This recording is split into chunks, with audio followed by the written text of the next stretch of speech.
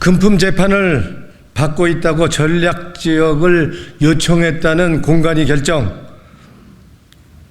이거는 승복할 수 없습니다. 받아들일 수 없습니다. 그 근거가 무엇인지, 기준이 무엇인지 분명히 밝혀야 될 것입니다. 금품 관련 재판을 받고 있는 것은 저 혼자가 아닙니다.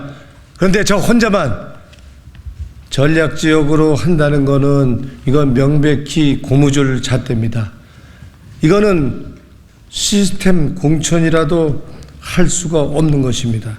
이거는 공천 전횡이고 공천 독재를 하지 않을 수가 없습니다. 이건 당의 횡포입니다. 저희 지역에는 8명의 후보가 있습니다. 8명의 후보가 뛰고 있는데 더군다나 가상 대결에서 10% 이상 상대 후보를 저는 이기고 있는데 뚱딴지 같이 전략 지역을 선정한다는, 이거는 공관위가 결국 대표에게, 지도부에게 놀아나서 꼭두각시 역할밖에 하지 않은 거 아니냐라고 저는 의심하지 않을 수가 없습니다. 전략지역이라는 것은 우리 국회의원이 불출마를 하거나 사고지역이 될 경우에 한해서 전략지역이 되는 것으로 당규에는 되어 있습니다. 그런데 마포갑은 거기에 어디에도 해당되지 않고 있습니다. 경쟁력이 상대 후보보다 10% 이상 높은 현역 의원이 있고 나머지 후보들이 7명이나 더 있는데도 불구하고 이거를 무슨 기준으로, 무슨 근거로 이거를 전략지역으로 했는지에 대해서 공관위는 분명하게 밝혀야 할 것입니다. 당대표가 공관위를 허수아비로 내세워서 이거는 심각하게 당규를 위반한 행동이다, 권한을 남용한 행동이다, 전 이렇게 규정하지 않을 수 없을 것입니다.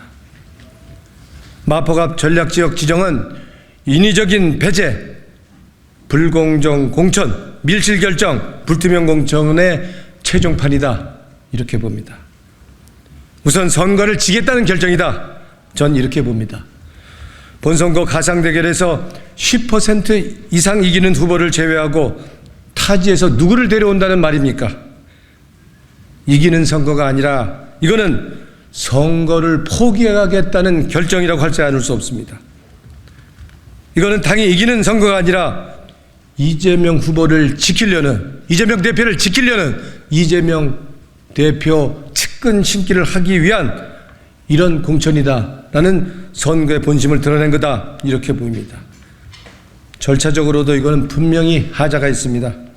작년 5월달 당원투표로 정한 특별당규를 무시하고 밀실 결정을 하고, 그리고 단규에도 없는 전략지역으로 정하는 것은 이거는 있을 수 없는 일입니다. 저는 이 전략지역 지정과 관련해서 어떤 이유로, 어떤 근거로, 어떤 기준으로 정했는지에 대해서 공관위에게 묻겠습니다. 저는 분명히 말씀드립니다. 이 결정은 받아들일 수 없습니다. 승복할 수 없습니다.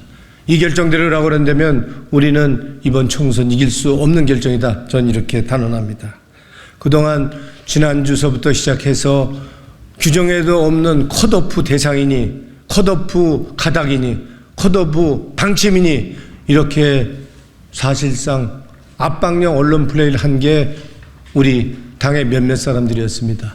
근데 결국에는 이 공관위의 이름을 빌어서 그 결정이 결국 이런 식으로 시스템 공천이 아닌 이거는 특정인을 위한 사천이다, 이렇게 규정하지 않을 수 없습니다. 승복하지 않겠습니다. 자시하지 않겠습니다. 분명히 말씀드리지만 저는 민주당 정신을 지키기 위해서 싸우겠습니다. 행동에 나서겠습니다. 이상입니다.